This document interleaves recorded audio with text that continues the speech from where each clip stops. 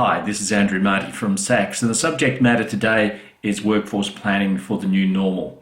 In this presentation, we're going to take a tour through the world of strategy to see what people are forecasting as the new normal after the COVID-19 crisis settles, and we're going to explain to you how workforce planning can be used to help you to adjust to this new normal. So first, we're going to explain a little bit about SACS. SACS is an organisational psychology business. We're into psychological measurement. We're into organisational and individual development. We mention coaching, career transition management, workforce planning and change management.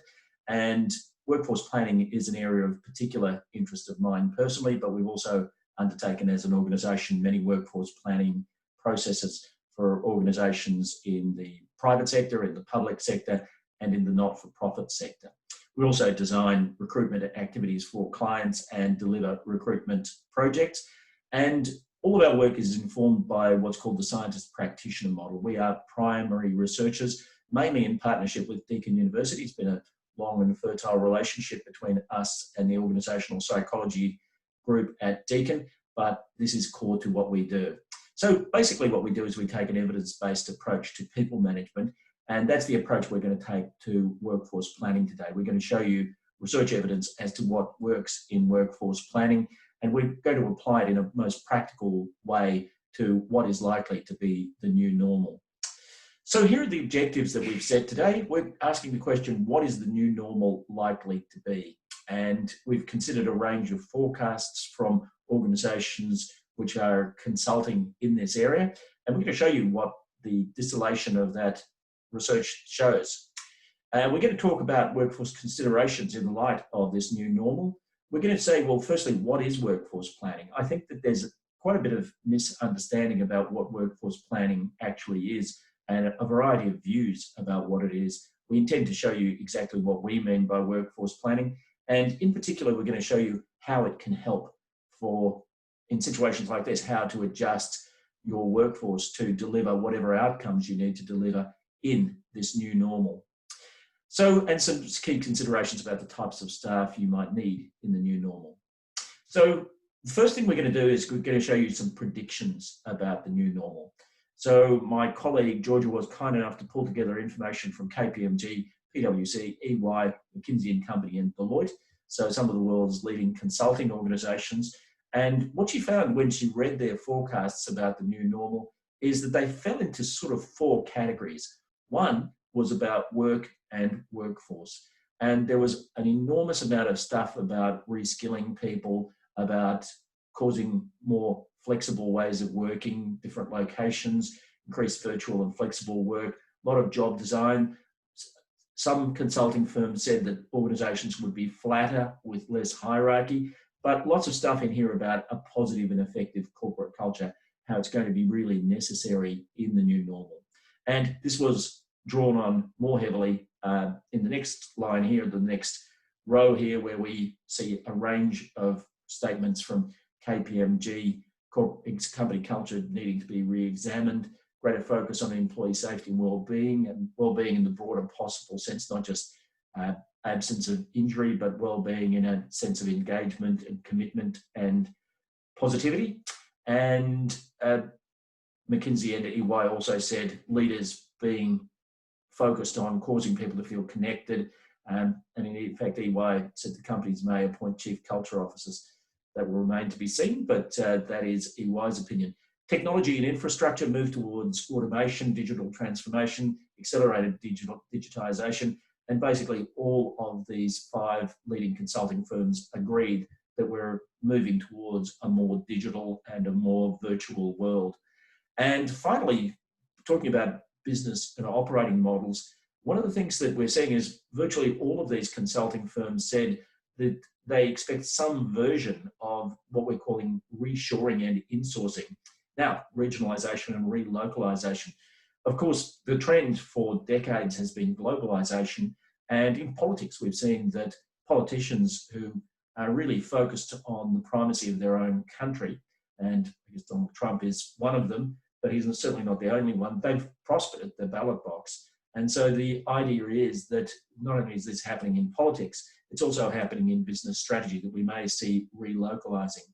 I think that's an interesting perspective personally. Certainly, one of the things that we're also seeing is growth in digital outsourcing, where, for instance, you might be an organisation located in Sydney or Auckland or something like that, but you may have your IT performed in Manila or in India or Pakistan or whatever. So it will be interesting to see if there is a reshoring, because one of the things that happens is that if that's undertaken, then it's going to really mean that some of the key reasons why people did it in the first place, i.e. cost cutting, you would have to, you'd have to be prepared to wear much higher costs if you were to undertake that.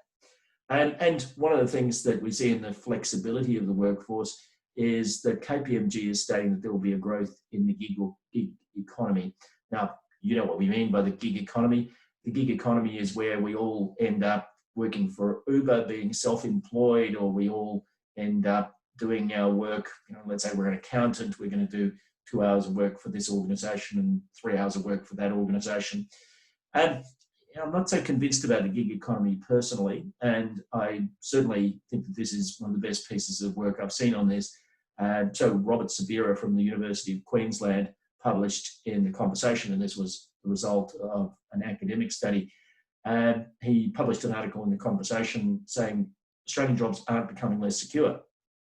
And he pulled together a range of information here, and this is casual workers in Australia, and you see it peaked somewhere around 2003, 2004, and it's declined since, and it's remained pretty much flat. Now, he didn't have the data for 2017, 2018, but casual work did not increase, and certainly rates of casualisation, certainly from 1984 to 2004, they increased markedly, but it's declined since then.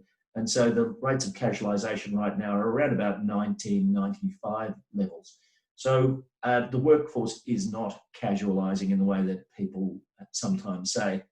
In addition to this, the involuntary job loss would be imagined to be part of this. And this, again, goes up only to 2017. And this data was all based on Australian Bureau of Statistics data. And you see there were some gaps when the data wasn't collected. But in general, you'd have to say that involuntary job loss, peaked in 1994. But it really hasn't happened to peak too much in recent times. By the way, one of the things I should have mentioned is that if we go back to this, if you think of the global financial crisis, as you can see, there might be a slight blip, but you couldn't really say that casual employment spiked aggressively during the last economic downturn, or in fact, on this statistic here, because in 2008, involuntary job loss was relatively low.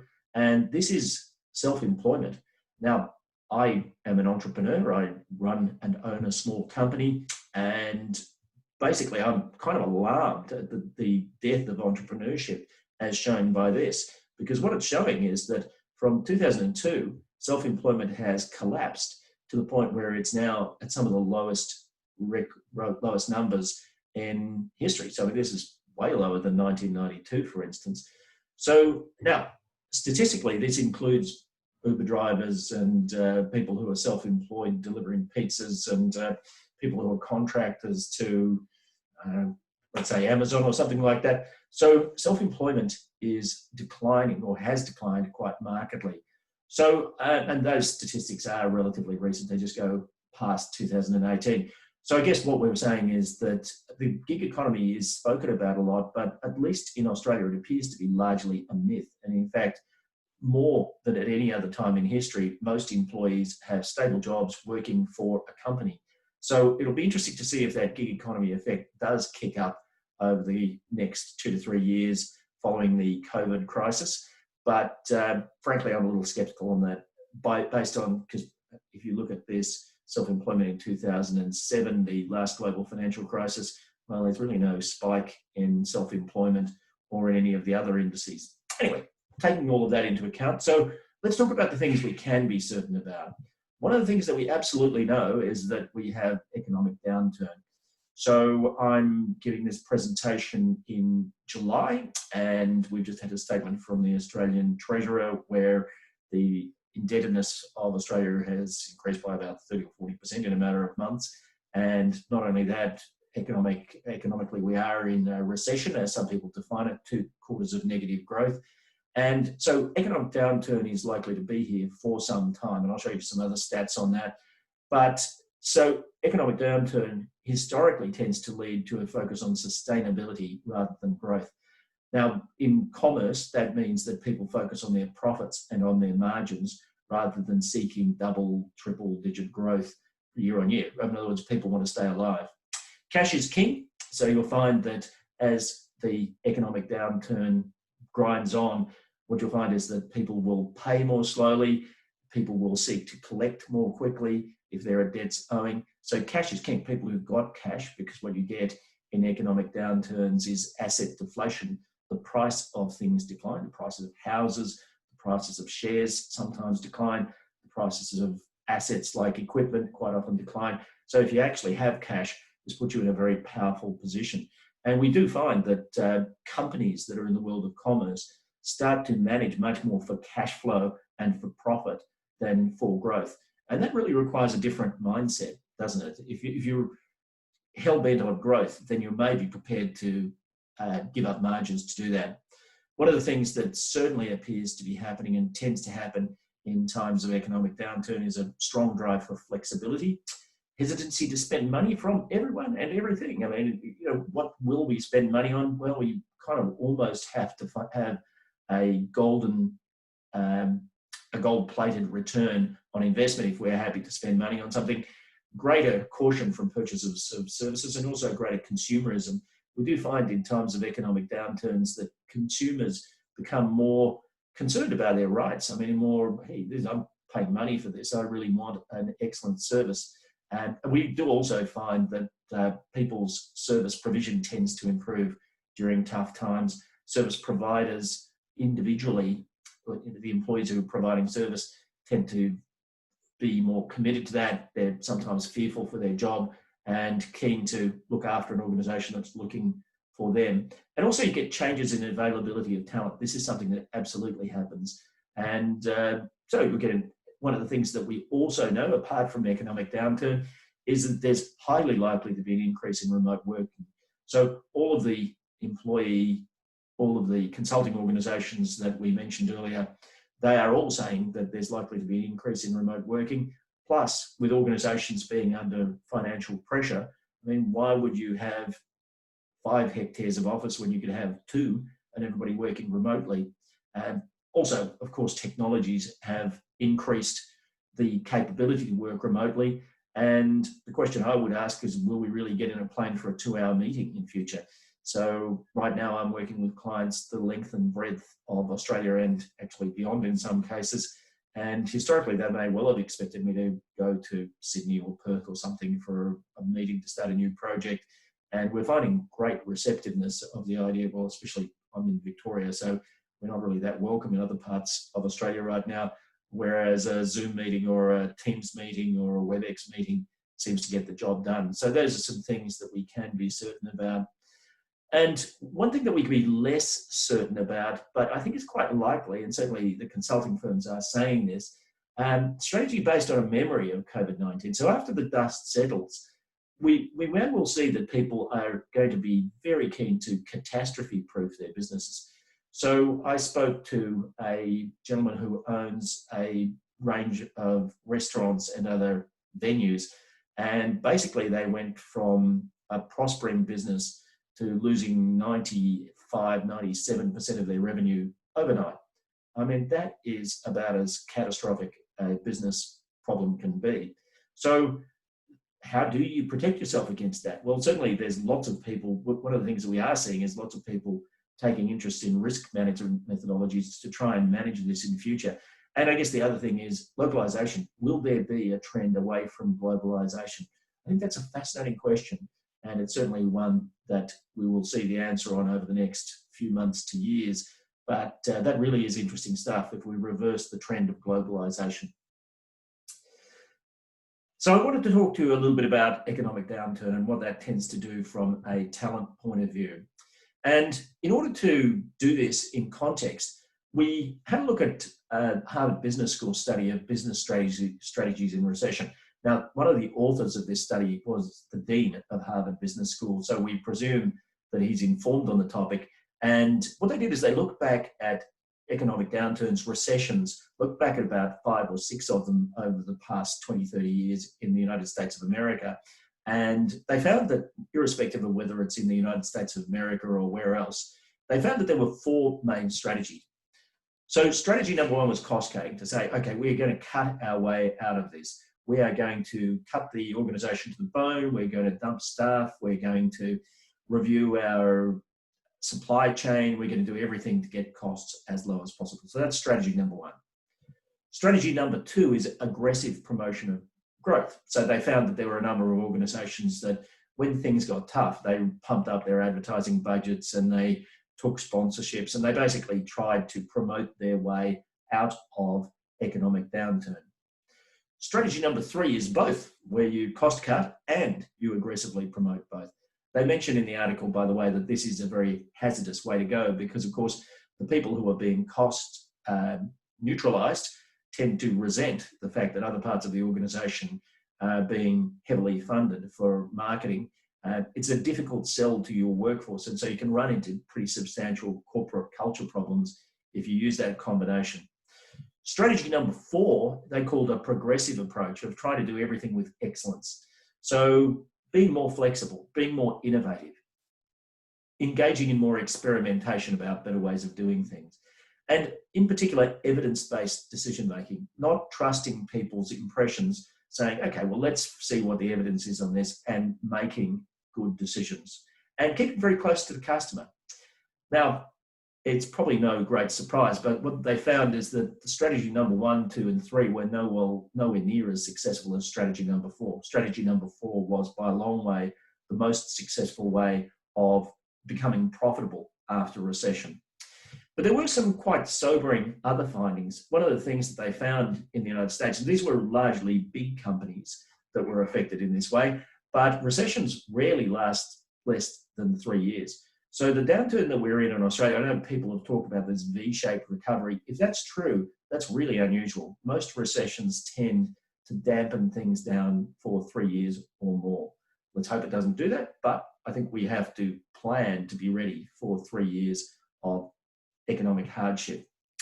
They also discovered that about 17% of quite large companies disappeared during those times. So remember, we're not talking about small companies like florists or little career companies or something like that. These were corporations. 17% of corporations in the United States of America disappear during economic downturns like this.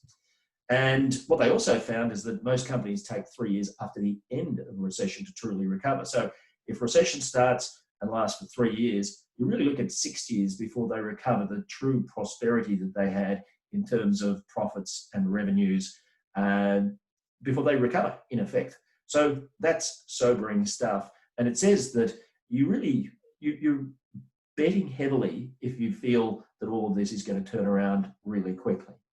So, strategy. So the implications for talent markets, well, in Australia, we haven't had a recession for nearly 30 years, and we've got one now. I mean, economically, people are defining it as a recession. And one of the things that you find for talent markets, early in recession, talent tends to become freely available, but not always the best talent. You get a shakeout and lots of people become available. But what tends to happen also is that good organizations go out of their way to hang on to and to make their best people feel loved, to reassure them about the future, to make sure that they're treated well, kindly, supportively.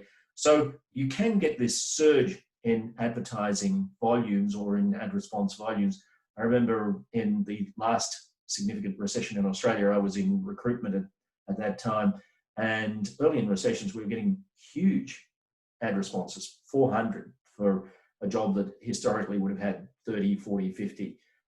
But we sometimes found it difficult to pull together a really fantastic shortlist under those circumstances. As recession grinds on, people become very cautious about holding onto their jobs. So applicant numbers of high quality candidates can actually drop under those circumstances. And you tend to be required to headhunt people rather than just assume that they'll reply to ads.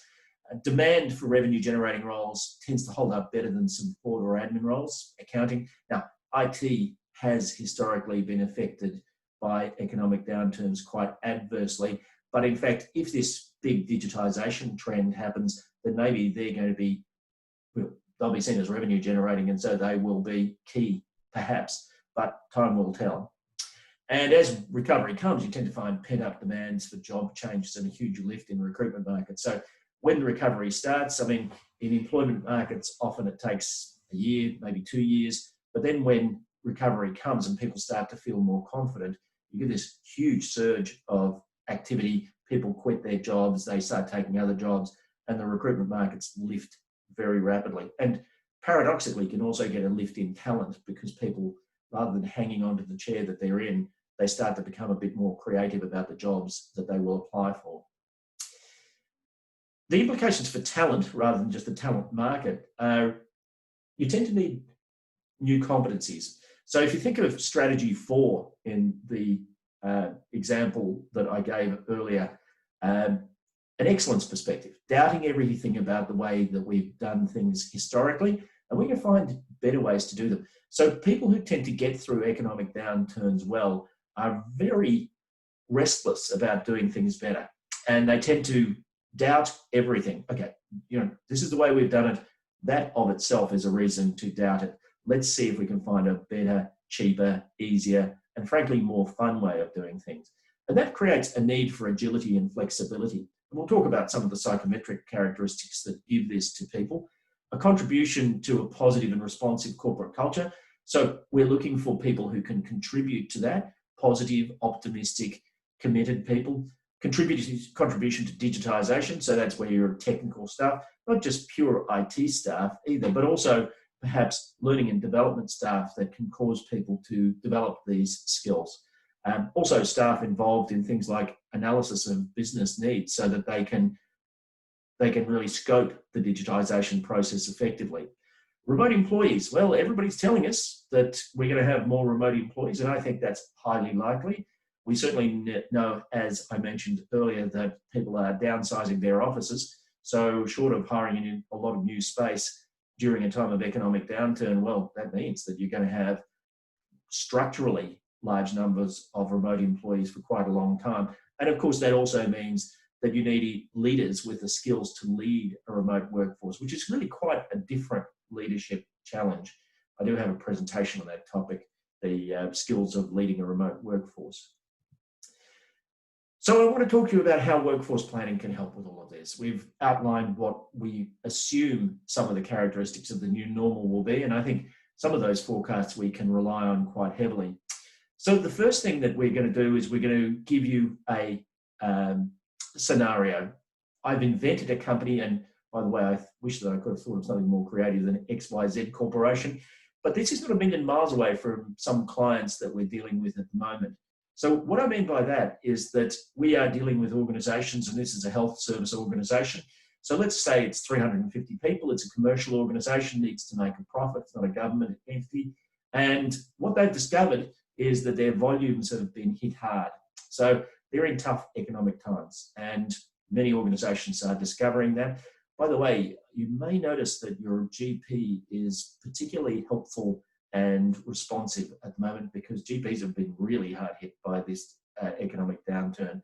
Volumes of people going to the doctor have reduced very, very markedly. So XYZ Corporation is in tough economic times, but their customers are asking for e-health solutions. They want to be able to get the service from their living room rather than having to get in a car and drive somewhere, or particularly, I guess, where people are worried about COVID-19, but also just in a general sense. The entire health sector has, well, certainly government policy has not been all that welcoming of e-health solutions in Australia, and government policy has changed markedly over the last few months. And certainly for people who are in remote or rural locations and have good internet access, this is important for people. So e-health solutions is a big part of the future for XYZ Corporation. So the board and executive get together and decide a strategy. So they're going to have less office space and they're going to have more e-health delivery. They're going to have to provide their staff with the technology to do this. They're going to have to market this as a point of differentiation from competitors. And they've committed to review everything. They know that survival is going to be tough, and so they are going to review everything. They're not going to presume that anything is perfect, and they will bit by bit look into their entire operations, be they procurement, be they technology, be they human resources practices like performance management systems, whatever. They're also going to adopt new commercial models, new budgets and performance frameworks, and they will need to be built. So there we go. And what I wanted to do is to explain workforce planning in the light of this XYZ corporation scenario. I'm going to start off by giving you a brief history because we'll tell you what we mean by workforce planning. Myth number one about workforce planning is that it's new. So in fact, workforce planning appears like it may well have started from the military. And in fact, that's also where 360-degree feedback started, by the way. Workforce planning has been used by the military as far back as the Napoleonic era, perhaps even ancient Egypt. And the remark about ancient Egypt is that there are recorded scrolls and documents which suggest that certain civilizations or certain villages, certain towns were developed as a way of breeding up soldiers for the army. And they apparently knew how many soldiers that they wanted and how many houses they had to build. I mean, if that's not a workforce planning process, I don't know what is. So it's not that new. But in the 50s, in excess of 80% of Fortune 500 companies had workforce plans. Now it's less than 40%. And there's some really good reasons as to why it fell off the pedestal. The models for workforce planning were often very complicated. They tried to predict too precisely. So what I mean by that, spurious accuracy is a science term for this kind of thing. In 12 years, we're going to need 2.4 accountants at every one of our plants and 3.8 human resources people. So the precision that's necessary for that just doesn't pay off, and so it's a bad thing to do. They also tended to be too long-term, and one of the things that we're finding is that strategy generally, and including workforce planning, is reducing its horizon. It's seeking to predict the long-term. Why? Because you can't possibly get that right. And if you Google workforce planning, or whatever your favorite search engine is, you're going to find the first thing that pops up is a bunch of software. It's seen as a forecasting exercise. You know, I don't buy that for one moment. If you truly undertake workforce planning, it's an organizational development exercise. It's a major change piece. And I'll describe exactly what I mean by that in the course of this presentation. So what should a workforce planning model be? Well, having worked with many organizations on the topic of workforce plan, it really is the strategy of the organization delivered through the workforce. How do we ensure that the workforce is able to deliver the strategy of the organization? It should be as simple as possible. So workforce planning is a very big project. Clarity for all stakeholders is critical. And when we're working on workforce planning projects, we often do certain things from a documentary point of view to show people how the activity that they're involved in right now fits into the overall workforce planning process. It should make it clear what the components are and what needs to be done at all stages. So it should be an action planning activity, not an analytical activity. Of course, there's analysis involved. We have methodologies for analysis, but it really should tell people, okay, here's the stage we're at and here's what we need to do next. It should be purposive in that sense. It should guide action. And one of the most important points that I would make, the worst thing you can do about workforce planning is to have your strategy, have your budgets, have your forecast, have all that stuff, and have a workforce plan jogging along beside. That's a terrible thing to do. It's expensive, it's taxing, and it really doesn't do the job. If you're going to embrace workforce planning, I think what you're saying is that the workforce plan becomes the storehouse for all your IP on workforce matters. In other words, it's not a bolt-on, it's the core. So we feed the workforce plan, we keep all of our processes of, like for instance, our recruitment methodology lives within the workforce planning approach. Our performance development methodology lives within our learning development methodology, all lives within the workforce planning methodology. And so the workforce planning methodology is a way of uniting all of these efforts and ensuring that they are dedicated to delivering the organization's strategy. And so this is what it does. It takes people management and puts it at the core of strategy. So it's a proactive approach rather than a reactive approach. Okay, we've changed our strategy, and then sooner or later it dawns on people, well, maybe we haven't got the right people. Well, okay, the moment you change your strategy, you should pull out your workforce plan and use that to guide what you do next. So I want to say a few things about strategy, and this might seem a little harsh, but most organizations that we deal with do not have true strategy. The value you're going to get out of your workforce plan will depend on the quality and clarity of your strategy. Many organizations think they've got strategy, but what they have is vision or tactics. And when we work with organizations on workforce planning, one of the things that we find, the moment you start workforce planning, it really puts the acid on strategy, because we're going to ask an organization, look, what business are you going to be in 2 years' time? What are the outcomes that you need to deliver right now? What are the outcomes that you might need to deliver in a year's time, in 2 years' time? Very few workforce plans can be built optimally. Well, they can't be built optimally without that focus on strategy. There are components of workforce planning that can be very valuable without a clarity of strategy, and I'll explain those in just a second.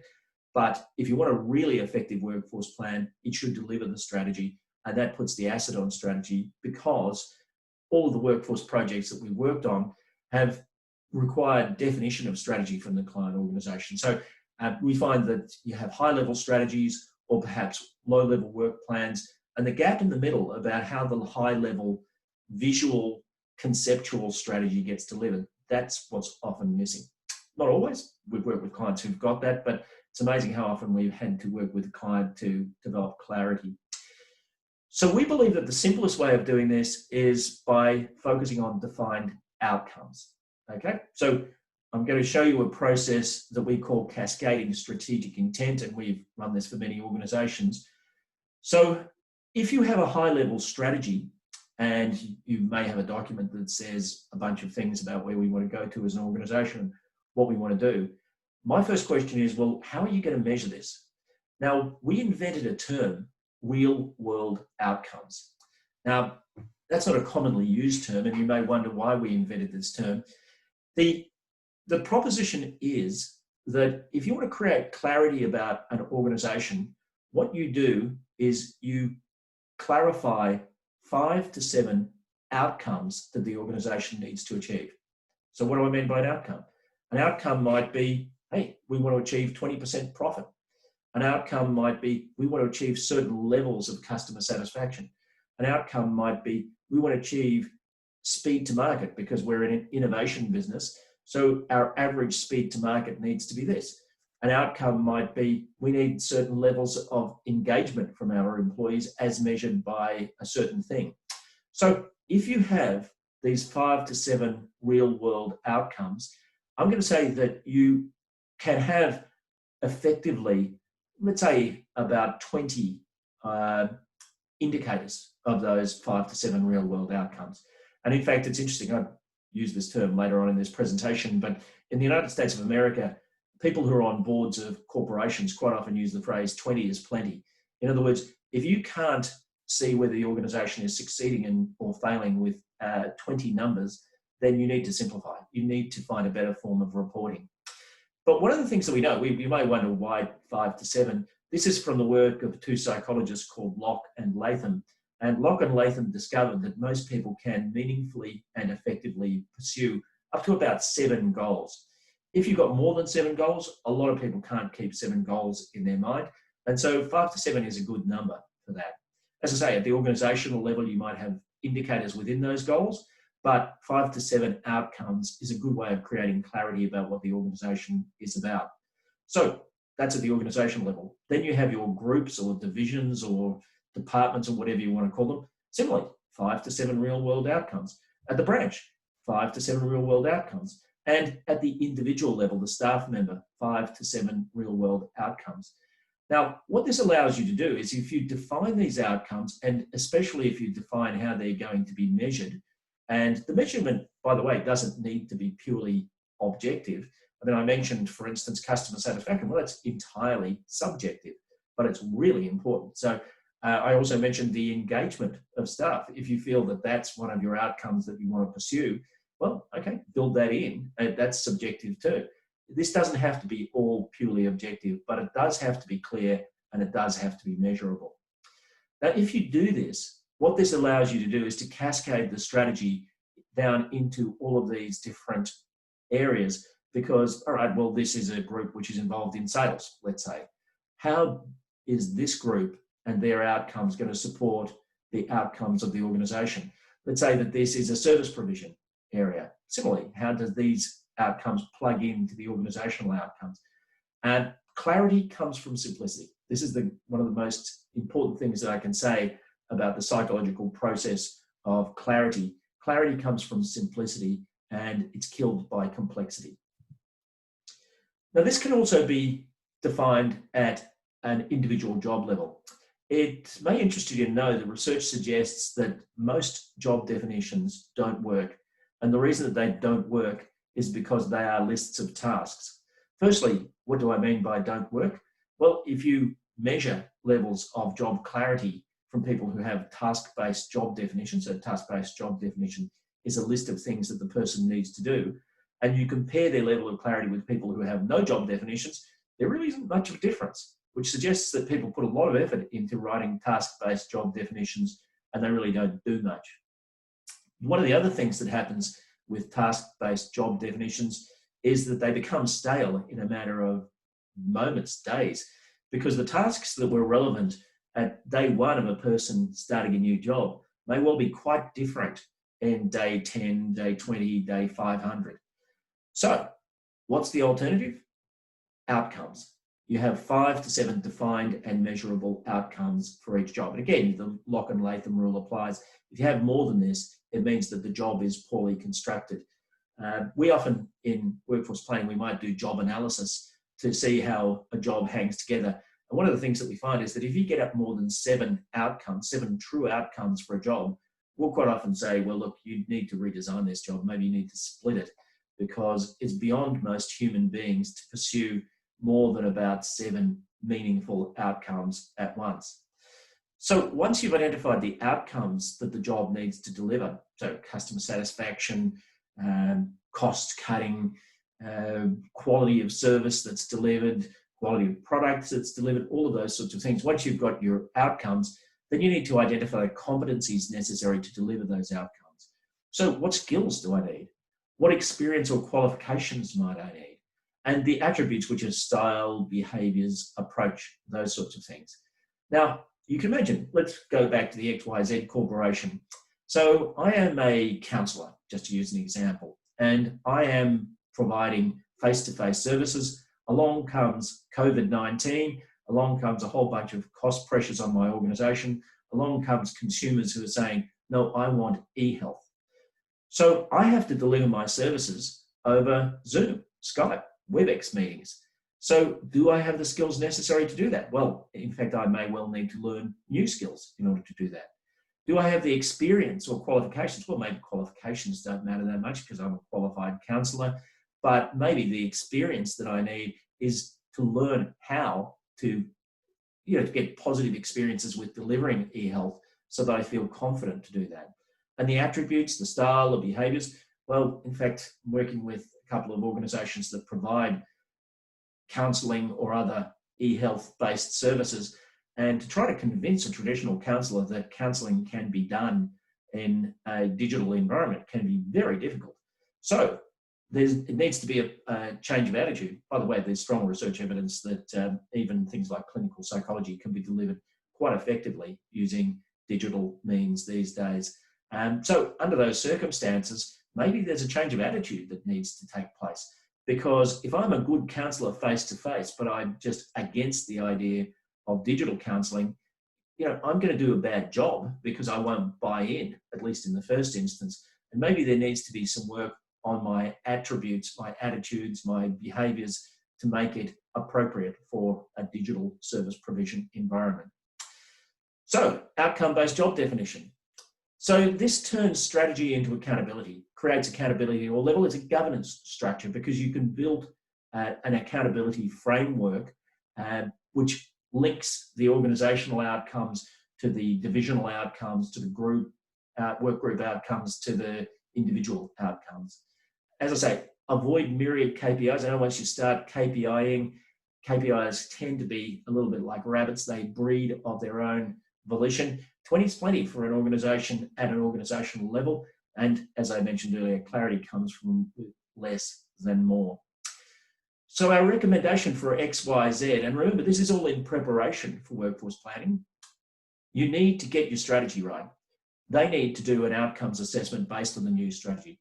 Key outcomes at an organisational, division, team and person levels, because the change of strategy will likely cause new outcomes to be achieved. You're going to build an accountability framework and governance structure for these. And I would say that to maximise engagement, it would be a good idea to do this as collaboratively as possible with staff. The more you exclude staff from this kind of development, the more likely it is that you're going to run into engagement problems.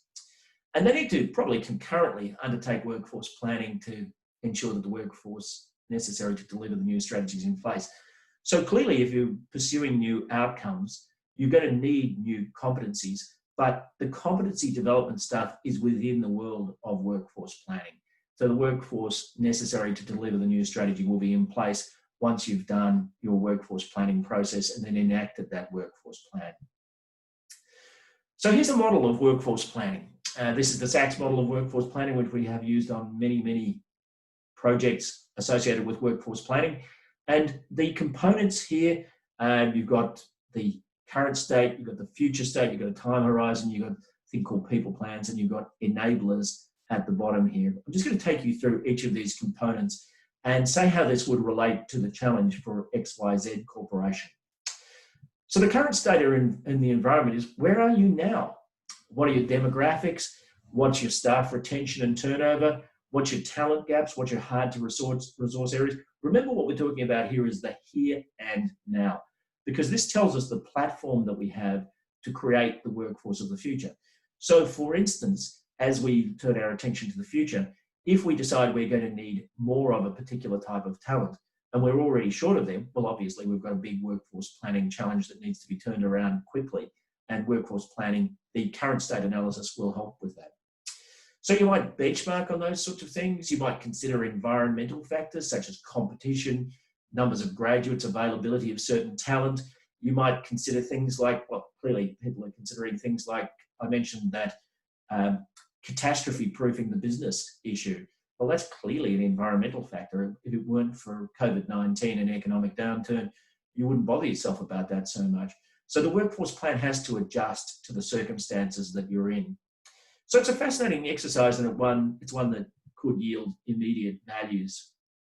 Now, one of the things that we find when we do this current state analysis is that you can undertake an exercise where you identify competency families.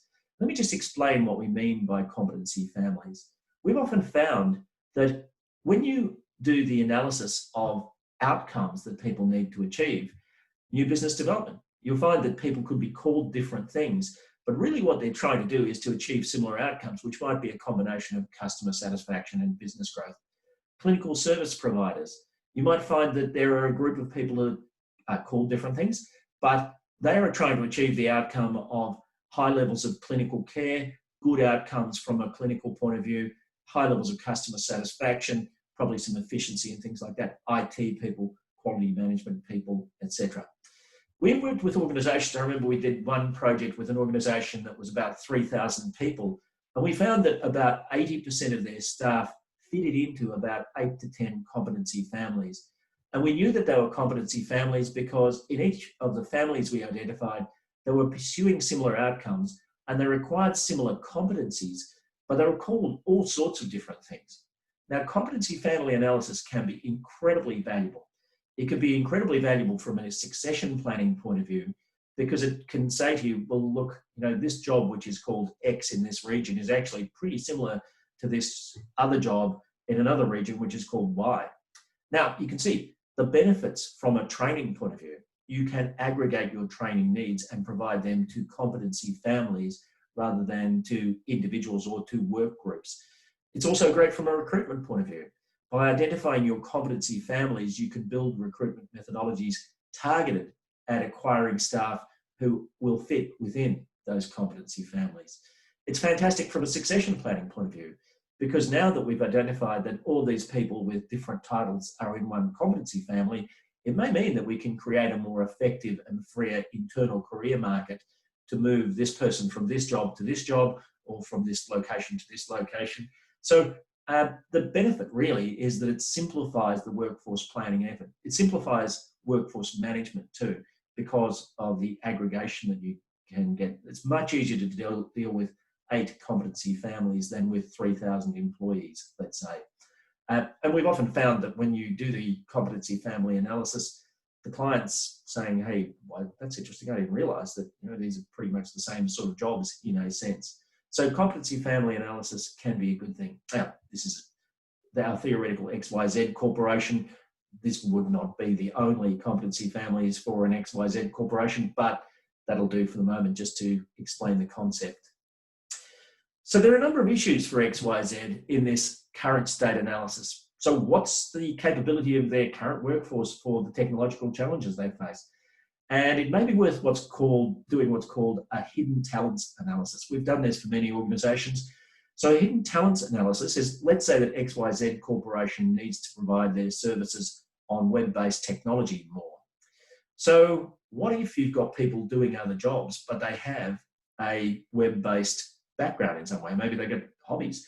And we've quite often found, I'll give you a really practical example. We worked with an organization once, and this was a government organization, and the government changed its policy, and they wanted this organization to become less of a direct provider of services and more of an educator of the community in managing the issues that they dealt with.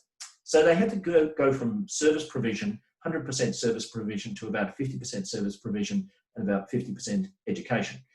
So that raised a really interesting question. I wonder if this organisation has any people with education backgrounds. So we did a hidden talents survey, which is a kind of a competency analysis. I won't bore you with the details. I don't have time to unload entirely what a hidden talents survey looks like at the moment. But what we identified something like 30 or 40 people who had quite distinguished education backgrounds. So rather than having to hire an entirely new team, they were able to transition some of their existing employees into these roles. Now, also, those existing employees loved it because it gave them a new career opportunity, give them a chance to use the qualifications that they had. Many of them had completed education qualifications because they loved education. So as the old saying goes, everyone's a winner. The next question, are their employees suited to remote work? Will their employees tolerate it? Are their employees set up from a competency capability point of view to do this? Are their employees suited to working with new technologies? So they're issues, and I'll deal with this in a little bit more detail later on when I show you some ways of assessing these things. Are their leaders equipped to lead remote employees? So this may mean that they need to do things differently from a leadership point of view. And certainly remote leadership is something that we're getting a lot of interest in at SACS at the moment. Many organisations are finding that taking leaders who are fantastic face-to-face doesn't always mean that they're going to be fantastic in leading remotely. So here is a thing called a remote worker assessment. So we built this survey instrument, or this psych testing instrument, from a literature review where we looked at the world of research into what made people successful in working remotely. And you'll see here that there are certain characteristics. You have to be smart enough, you have to be resilient enough, you have to be in a term of the values that a person has, you have to be high enough in autonomy, which means that you don't need to be supervised closely all the time. And there's a bunch of personality characteristics. It's best if you're not really angry. It's best if you're highly conscientious. It's best if you're honest and truthful. It's best if you're relatively broad-minded and not closed-minded. It's best if you're not overly emotional, because highly emotional people need a lot of support from colleagues. And it's also probably good that you're not a raging extrovert, because quite often raging extroverts struggle with remote work because they're not with their buddies. You'll see that the cut score here is 65 and below, so it's not a very harsh cut score. What we're really saying there is that if somebody's a hyper extreme extrovert, that could be a concern. So this big green tick at the bottom says that this person is suited to remote work, and this is typically based on about a 70 to 75% hit rate. If a person's got 75% of these things, 70% of these things, then they get a big green tick saying, yes, they're suited to remote work. Change in digital readiness. This is an instrument which was constructed to identify whether a person is assessed, again, through a literature review process and a validation process. Is this person suited to being digitally ready? and I won't go through all the characteristics, but sadly this person's got too many red crosses, which means they're outside of the range and they're not suited to being digitally ready, which is an important learning for the organisation that's seeking to recruit digitally ready staff. So I want to talk about the enablers. The enablers, sorry, just to go back to the graphic there. So that's this along the bottom, and you'll see that it's underpinning the activities that take place in workforce planning. So enablers are things like the process and culture, including leadership. And so these are the levers that we use to develop our talent. It's the leadership processes, it's recruitment, it's talent management, it's succession management, it's all of those processes. And it's the build or buy option in developing the workforce of the future. Just to explain that, people involved in workforce planning often use this terminology, the build or buy question. Now, the build question is that you take your existing employees and you skill them up to do the new stuff, to pursue the new outcomes, to deliver the new competencies. That's the build aspect. And the buy aspect is to say, well, we haven't got the people that we need, so we're simply going to buy them. We're going to go out and recruit. Now, of course, it's not really build or buy. To do this well, you really need to build and buy. And XYZ Corporation is going to need to build and buy. They may well need to acquire staff who are able to deliver their digital strategy. But as well as that, they will be able to skill up existing staff to be able to operate within that framework. So that's the build and buy question. So myth number 2 is, well, it's the processes that matter. You know, a lot of organizations sort of act like that's the case. But one of the things that we know is that if you want to have an effective organization under any circumstances, and particularly in tough times, good leadership with bad process is way better than bad leadership with even perfect process. So leadership which is positive, engaging, empowering, supportive, creates a learning environment, all of those key things are crucially important to make sure that the organization delivers its strategy, and they are an absolutely crucial part of workforce planning.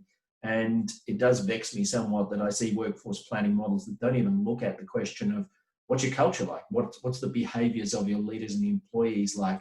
Because that's what corporate culture is. It's just a sum of good and bad behaviors from leaders and employees. And in order to achieve your strategy, you need to have an effective corporate culture, which means good behaviors must outweigh bad behaviors markedly. And that's how you'll end up with high levels of commitment and energy and positivity. So we're going to suggest get your leadership culture and capabilities right. And I'm certainly suggesting that XYZ might like to consider, as they're making these major changes, considering measuring of engagement of the workforce, creating a baseline to see how it tracks over the change journey. So this is the SACS measurement instrument, or it's one page out of the SACS measurement instrument to identify levels of engagement. And you'll see that right now, this organisation, a theoretically 124-person organisation, is at the 32nd percentile, so average is the 50th percentile. This is an organisation which is showing relatively low levels of engagement, and 3 components to engagement: energy, commitment, and flow, sometimes called vigour, dedication, and absorption. But you see energy is really low, commitment, 40, and flow 36. So this is an organisation which has relatively low levels of engagement. Now, this instrument also measures the contributors to levels of engagement, which are really the job characteristics, the team characteristics, the leader characteristics, and the organisation characteristics. But one of the things that we can do is, with 3 questions, we can pulse survey engagement and give an accurate measure ongoing. So 3 questions, when you could serve that up to people once every 2 weeks. 3 questions that pop up on their phone over 3 days. Most people will answer those. And what that does is it allows you to form a longitudinal view of what's going on with engagement. Is it going up? Is it going down? Because one of the things that we know is that if engagement goes down, you're going to get a thing called change fatigue. Change fatigue is purely and simply low engagement. When people have high levels of engagement, they never report change fatigue. So it's a good idea to track how your engagement is running as you do all of these major changes, as you make all of these major changes, because that's going to be a key determinant of your success or failure. The next thing I want to talk about is time horizon. So you need to determine a time horizon. It's good to coincide with whatever your corporate plan is, but it's certainly a myth to go long, to have workforce plans that are 5, 6, 7, 8, 10 years. So research has shown, and Capelli in 2008 showed this, but there are plenty of other studies that show that organizational forecasts are wrong most of the time. So if you're going to forecast a bunch of stuff about an organization, and let's say you're wrong by 30% in the first year, well, where are you going to be in year 4? So we're saying it's just not worth the effort. In forecast short term, and one of the things that we're also seeing is that the big strategy firms are also hauling in and reducing the time frames for their strategy, or the smart ones are anyway, because if you create a strategy for 15 years out, and I totally understand some of that's unavoidable if you're building an aluminium smelter, if you're building, I don't know, a new bridge, well, yeah, I mean, you kind of have to forecast that out beyond, but I mean, that's just absolute guesswork in many ways. So we are finding that many strategy development efforts are being pulled in. So what we suggest is 2 years with a rolling reforecast, which means that you harmonize your workforce planning process with your budgeting process. The two things should be interlinked because the costs of your workforce should be budgeted for. And so 2 years with a rolling reforecast makes it digestible. And so if XYZ Corporation does this, you can imagine as they build their plans year by year, they've got a rolling reforecast. And not only that, what we find is that when people are doing this, when they learn how to do this, they become better at it. Maybe their first forecast is guesswork, but as they start to understand the data that they need to do these forecasts well, they actually get better at it as time goes on. So the next thing that you're going to do is you're going to look at the future state and the environmental factors surrounding the future state. This is also why it's a good thing not to go on between further than a year or two. So you write your workforce plan, you review it each year, and who can be accurate, who can be certain about what the world's going to look like in 3 years' time? I mean, if somebody comes up with a vaccine and the whole COVID-19 thing goes away in a hurry, well, we're in a brand new world. If, on the other hand, this drags on for years, but even if it gets resolved relatively quickly, I'm sure that a number of things that have happened and a number of changes in businesses will be enduring. And it's very difficult to predict which of those are going to succeed. So we're suggesting identify the future state, but don't set yourself the hurdle of trying to do it too far down the road. And also you need to consider some of the environmental factors. And what environmental factors? Economic factors, legislative factors, customer satisfaction, customer demand type factors, all of those sorts of things need to be taken into account as well as you can. So defining the future state, well, obviously that's based on your strategy and your outcomes and your competencies. The shorter the time frame, the greater the confidence. Consider projections about the environment. This may require you to get advice. So what number of clinicians will be pumped out by the universities in 2 years' time? Well, maybe you need to know. I mean, we know that governments have changed their policies about funding certain types of employees. In fact, clinical employees are tending to get more heavily funded, so it's cheaper to do a clinical degree now than to do a general arts degree. But those kinds of things might need to be factored into your workforce plan, especially if in the next year or two it might lead to either easier recruitment activities or tougher recruitment activities. So we have a process that we call metricated forecasting, which has a bunch of technologies in it to forecast staffing types, levels, and numbers to make it easy for clients to do that kind of thing. And XYZ, of course, they've done their homework. They've sat down and they've developed an outcomes definition at the organizational, divisional, work group level. So they've put their framework in place for governance and for accountability. So they're well placed to make these projections. They know what they're going to be doing in a year's time, and so they can start to plan for the future state of the workforce. And so that's what it looks like. You've got your time horizon, and you are going to then create these people plans. And the people plans are really how all this gets done. So the build activities. Well, what reskilling activities will take place? Who will receive them? In other words, what will the audience? When will this happen? What dates will we roll this stuff out? How will we measure success? How much is it going to cost? How about the buy activities? Which positions will XYZ hire? When? How? How will they assess the success of each hire? How much will all this cost? And what this all leads to is a situation where the organisation is able to build a business case for what's going to happen and an accountability framework for effective delivery, a program of activities to be reported on to the executive. So there's accountability to make sure that all of this happens.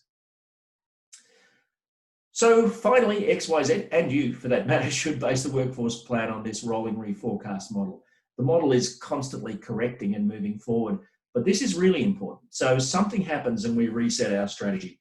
So let's say there's this big emergent need from our customers. Well, great, let's pull out the workforce plan and let's structure to be able to deliver this. Let's say there's a big change in tax policy. Let's say there's a big change in technology. Let's say there's a big change in whatever. We can reset from any point, and if we use our workforce plan as a flexible planning tool. So it's a way to adjust to these changes. So that's the total model, the SACS model of workforce planning. Now, I want to talk about suitability to tough times because there are some characteristics which are really important. Irrespective of XYZ corporations' circumstances, we would advise them to consider certain things from a psychometric point of view. Now, one of the best predictors of performance at work, and in fact, you get a validity of about 0.5 out of this. I mean, the validity of most interviews is about 0.3, 0.25, something like that. So, 0.5 validity is really good. Validities could theoretically be as high as 1. They never are. But what it means is that cognitive ability is one of the best predictors of work performance that's ever been discovered. So, and the reason is that high levels of cognitive ability give you problem-solving power not in a political sense. This is problem-solving power. It gives people speed.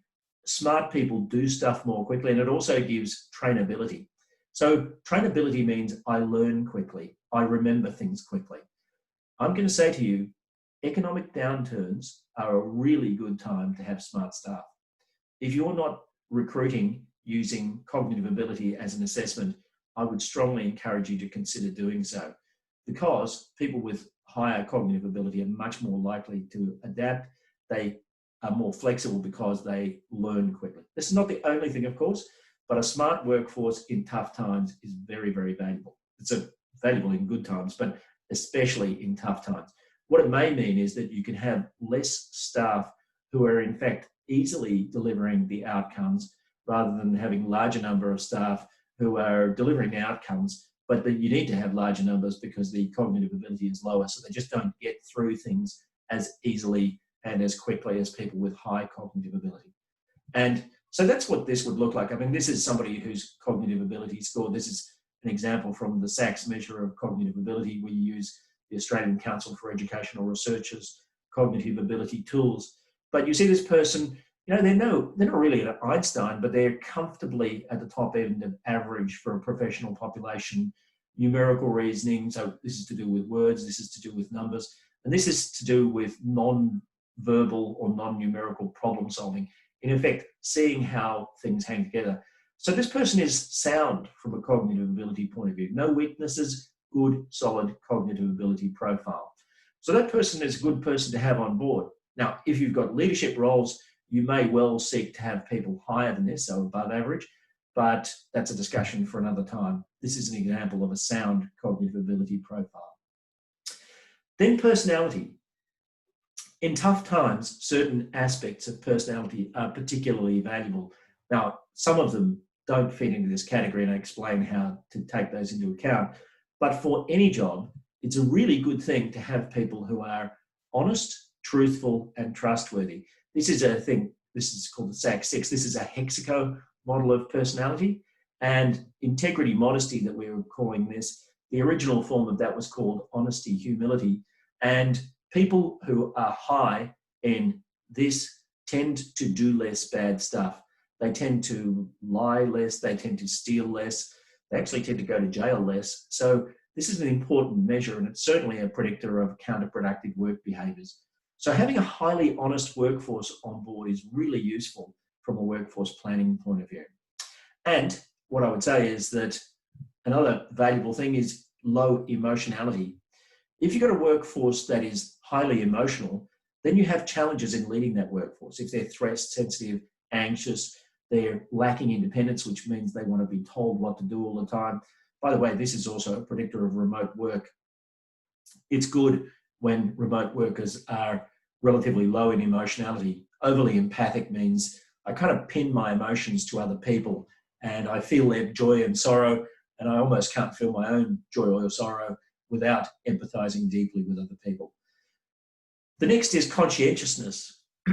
During tough times, any times, but especially tough times, conscientious employees are hardworking, they're organized, they make decisions carefully and thoughtfully, and they can deal with the detail. That's a really valuable thing to have on board in tough times.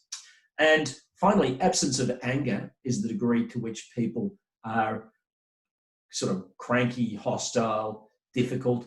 Of course, you really want a workplace where people are easy to get along with for leaders' benefit, but also for the benefit of the colleagues that they have. Now, you notice I haven't put a circle around extroversion. Depends on the job. Introverts can be fantastic in tough times in certain jobs, as can extroverts. It depends on the job. You'll also see I haven't put a circle around openness to experience. Well, if the job requires you to do something which is relatively standard and that doesn't require significant change from day to day, low openness to experience could be fine. If, on the other hand, the job is all about innovation, well, maybe you would, for certain jobs, be looking for people who are high in openness to experience. And this soft-heartedness scale here is all about, hey, I would like to help people, especially if they're down on their luck. And really what that's saying is that depends on the organisation. If you're working for, I don't know, an investment bank, well, maybe that's not so important. But if you're working for a not-for-profit organisation in disability, that sort of empathic bonding with people might be more important.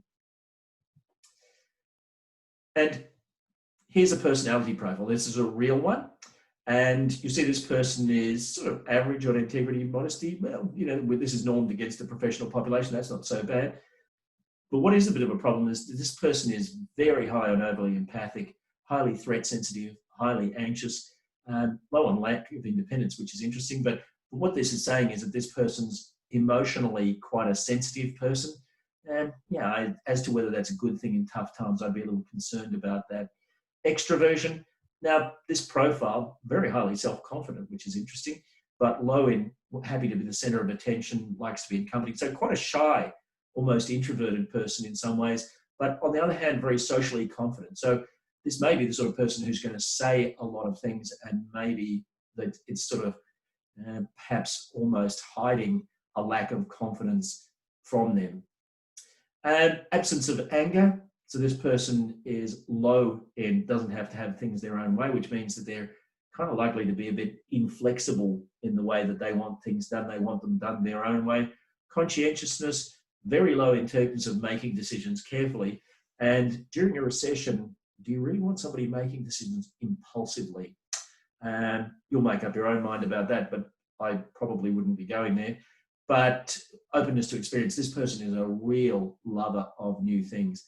Very high on, cares about appearances, curious, creative, comfortable with the unfamiliar, and very soft-hearted. So this person has a mixed profile, I think you would say. Not bad from an honesty point of view, probably a little bit more emotional than might ideally be the case. Can be a little bit cranky in terms of not wanting things to be different from how he or she would typically want them. And really impulsive in the way that he or she makes decisions. So there are some negatives there from a tough times point of view. And values, these values really are about culture match with you. So you see this person's value set, very high on environmental sustainability and social justice, very high on helping and supporting, really wants to have enjoyable experiences at work, very high on autonomy, very high on rule respecting, not really all that keen or doesn't seem to as be that important to have high levels of authority, moderately ambitious, high values overall. The question really in tough times is, does this person meet your value set? So we recommend to people that if a person's going into a particular work group, it's actually a really good idea to assess the work group and then recruit people who will fit that work group, because values, that's what values really do. They determine whether a person is going to like to work in that work group, and it also determines whether people are going to like them. And I guess, as well as all that, it's not a bad idea to measure resilience. Resilience is the degree to which somebody's able to bounce back. Now, this is the SACS resilience test, a very brief test. It's only 5 questions, and you see this person is highly resilient. So the new normal, working from home. Well, many companies have found that it works great, so concerns about it have evaporated. Most organisations are under some form of financial pressure, don't want to pay rent. Mass commuting is a bad thing. A rash of new technologies is meaning that people are more technically ready. And so I was talking to somebody in the commercial real estate sector recently, and they were saying how many organisations that they're dealing with are just downsizing their total number of floors and shrinking their footprint from an accommodation point of view. So let's draw some conclusions from all of this. So the new normal is going to be different. I mean, we know that it's going to be economically tougher, at least for the next 2 to 3 years. We know that it's going to be more flexible, or certainly that's what all of the consulting firms are saying. And if you look back at previous economic downturns, that's what's happened in the past. More digital. Everybody agrees that digital is the solution. And the whole COVID-19 thing has put a lot of acid on organizations' technology platforms and caused them to improve them. More remote employees, that just seems to be a totally reliable phenomenon. An excellence orientation is going to be very valuable. And evidence-based leadership. I think what you'll find is that people will be skeptical about things that don't have evidence, because if you're trying to make decisions in tough times, the consequences are significant, and people will want to make decisions that can be backed from an evidence point of view. Clear and measurable strategy will be vital. So consider that cascading of strategic intent issue. Make sure that you understand the outcomes, measurable, demonstrable outcomes at an organizational, divisional, team level. Workforce planning helps you to adjust and prepare. So this is how you then gear your workforce and the competencies necessary to deliver those outcomes. And consider the psychological strengths that you're going to need, because if anything happens, whatever else happens in this whole brave new world, smart people who are positive, easy to get along with, have value sets that meet your organization, that's going to be one of your most powerful assets. And workforce planning is a way of achieving that. Thanks very much for listening, and we certainly wish you and XYZ Corporation all the best over these interesting times coming over the next year to 3.